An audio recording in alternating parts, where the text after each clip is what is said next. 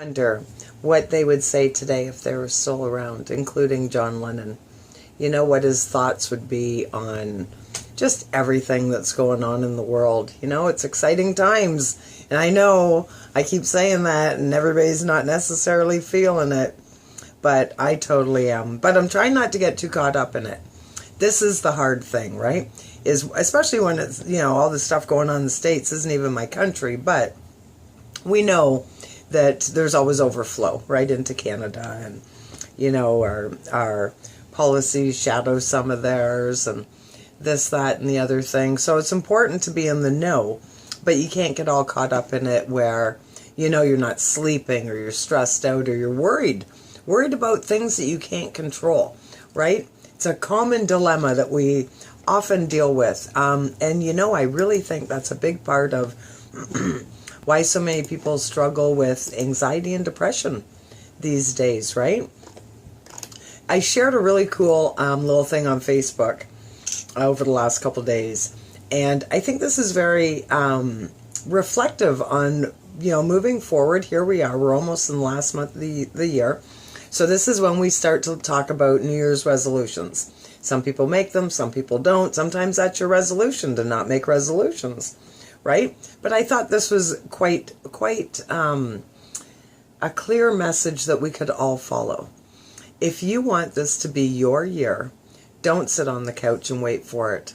Go out, make a change, smile more, be excited, do new things, throw away clutter, unfollow negative people on social media, go to bed early, wake up early, don't gossip, show more gratitude, do things that challenge you. Be brave.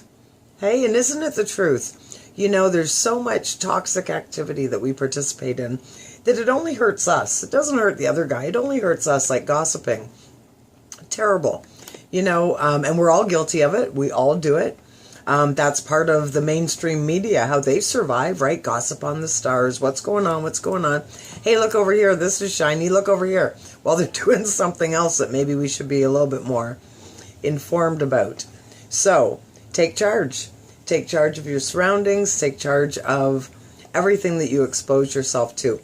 And that's why it is so important that you do not follow negative people on social media, because as soon as you tune in, that's what your news feed is going to be full of. It's going to be full of the negative posts, the drama posts. My goodness, I see so much, and then I see the fallout of it. So you see the person that's a drama poster, and you see how they get stuck in it, and how they vent to people who are never going to read it, how they get caught up in all the drama and everything, and the next thing you know, they're sick. Coincidence? I don't think so. It's so hard on your body when you're stressed. And life is stressful enough without bringing it on yourself. So anyways, just some thoughts. But we can be proactive. We can do things that make ourselves feel good, and in turn help other people. So this is a cool little story. Leanne Bodwine has 2 sons in the military who she would support by sending care packages in the mail. After receiving one of her gifts, however, Leanne's sons told her the heartbreaking truth. Not everyone serving our country gets care packages. In fact, many of the men and women who serve don't get anything at all. A lot of soldiers are supporting their families at home, and their families are not able to do this, Leanne said. That's when Leanne decided to get organized. She got volunteers, neighbors, families, and their children, and even veterans to help pack items to send overseas. Now the mother is ready to send out her 10,000th package. Wow. And the latest batch of boxes even have a Christmas theme. Leanne has no intention of stopping at 10,000 boxes. In fact, she is still collecting donated items and money for shipping fees on her website. I'll do this for as long as I can, she said. That is so awesome. And I have to say, people come together. You can't be constricted by the fact that you live in the mindset of lack. So last year, I decided that I wanted to buy Christmas dinner for somebody. It was really a simple concept. Then somebody else stepped up and said, hey, I would like to do something. Do you know anybody I could help? So we pulled it together. We ended up, between me and this other family, helping 2 families. You know, when I posted online that I was going to do this, I had people message me, donate all sorts of stuff. I had people donate cash to help me pay for the dinners. I had people donate stuff. I had a woman that does hair and nails and pampering out of her home. She gave me a gift certificate for the mom.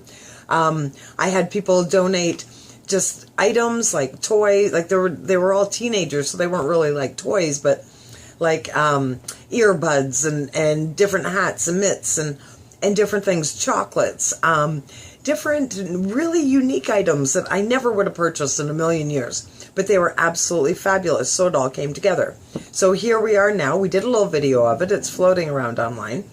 So it was such an awesome experience. So now that the family that stepped forward to help me last year, they've stepped forward again, as have a whole group of people. And now I have another new family that wants to help somebody as well. So if I was living in the mentality of lack, because I live paycheck to paycheck too, if I was living in that mentality that I can't do anything because I don't have anything to give, this wouldn't be happening. So here we are growing this absolutely wonderful thing because the idea was put out there. We put it out, and we'll do, like, I was thinking if I could just buy one person a turkey and a bag of potatoes, that would help. And here it just turned into this big thing. And now it's turning into a bigger thing. And so you can't live in that mentality of, oh, I can't do anything, I don't have anything. Just start doing stuff. Or gather the people together that can. You know, if you need, $500 to do something, instead of looking at, I need $500 to do something, what about, I need 5 people with 100? Right? What about, I need 20 people with 20? Did my math work there? I don't know. But do you follow what I'm saying here? It's a lot easier, let's just step up to the plate and be human beings and help each other. So absolutely awesome. So next story, because I could talk about that forever. This is pretty awesome as well. If you ever feel yourself losing faith in politics, just remember that not all lawmakers are out to get you. Take Hillary Ronen and Bevan Dufty, for example. Upon finding out that some public transit stations didn't have full-time janitors, they have full-time janitors? Wow, okay. The 2 California legislators rolled up their sleeves and got the job done themselves. The dynamic duo have spent every Wednesday morning for the last 2 months cleaning up several Bay Area rapid transit stops that are notoriously filthy. Ronen, who is a city district supervisor, described the plethora of used needles, trash, and filth at the 16th Street Mission Station as unacceptable. Dufty, who is a former supervisor and current member of the BART board, became inspired to get down in the dirt after receiving a number of complaints from transit passengers about the mess. Because there was not a full-time janitor in the station's stench had become almost unbearable. When Ronen encouraged the BART board members to join them for the morning cleanup so they could see the mess themselves, no one has yet accepted. BART and the city must do better, she said in a statement. I am escalating this issue by calling on each of the other 8 BART directors to join Bevan and me in these weekly cleanings, to see for themselves the conditions they have created for our community and to commit to immediate improvements.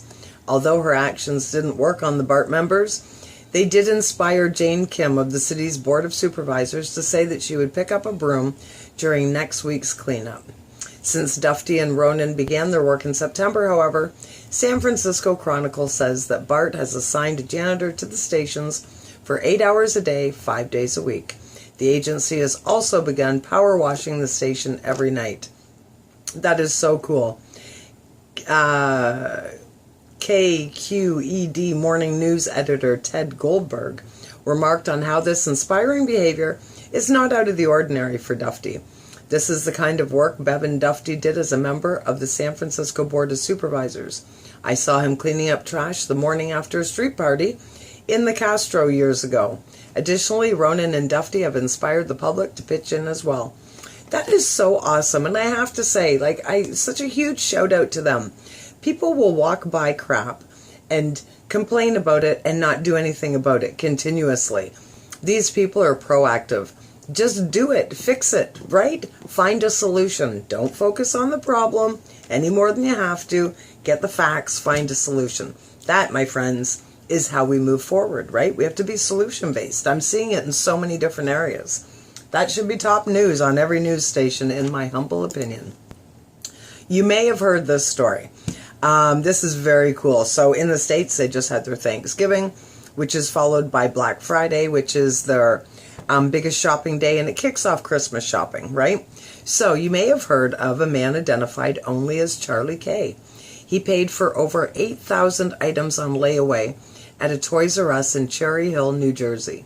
He told CBS News that he wanted to give back to the community that's given him and his family so much. He also paid for a large donation of toys to Toys for Tots. It might not be Christmas yet, but one Secret Santa in Cherry Hill, New Jersey is already bringing the holiday cheer.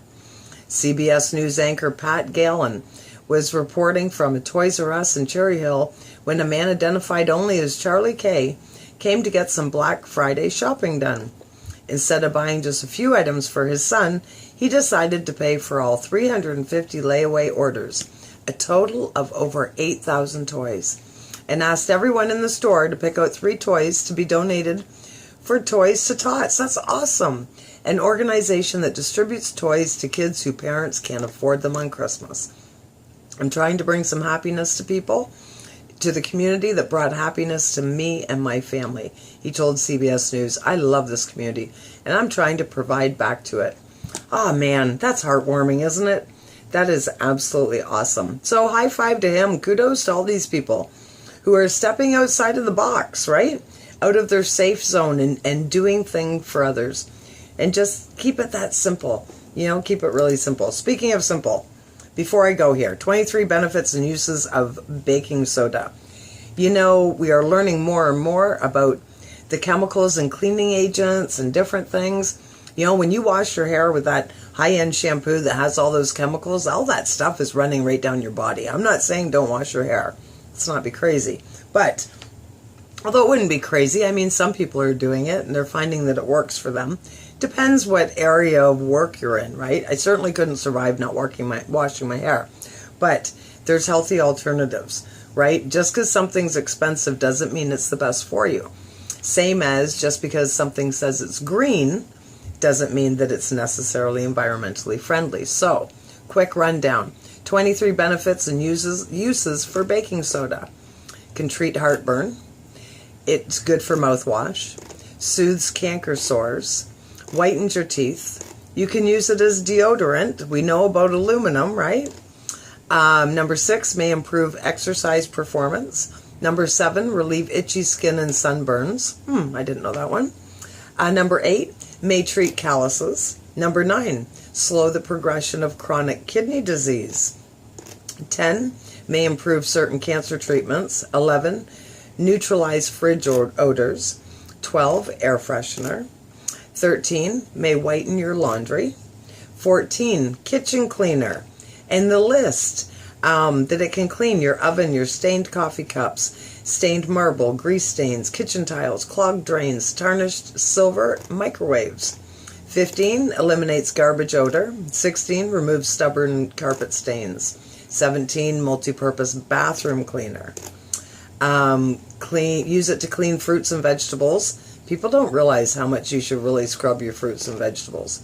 Polish silverware. Oh, I spent half my life growing up polishing silverware. Oh my gosh. I probably still need counseling. Number 20, save a scorched pot. 21, extinguish oil and grease fires. 22, homemade weed killer. 23, shoe deodorizer. I've heard that one before. So, lots of uses. It's a cheap, economical product that you can use for all sorts of stuff. So, I'll be attaching that as well as all the articles on the Positive Power page for you to check out at your convenience. And I thank you so much for joining me for the good news, my favorite portion of the show. So now we're going to go back to some music until we wrap this up at 12:30.